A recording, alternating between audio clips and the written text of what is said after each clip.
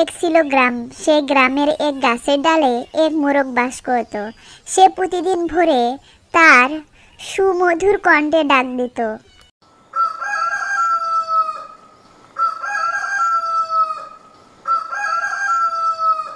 একদিন এক দ্রুত শিয়াল সেই গাছের নিচ দিয়ে যাচ্ছিল।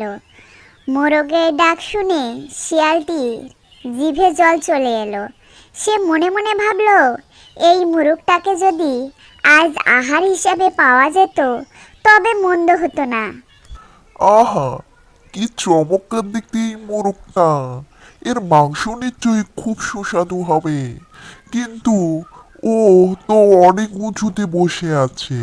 ওকে নিচে নামানোর একটা বুদ্ধি বের করতে হবে। শিয়াল গাছের নিচে গিয়ে মোরগের দিকে তাকিয়ে হাসি মুখে বলতে শুরু করলো। ওই হে মোরগ ভাই, কেমন আছো?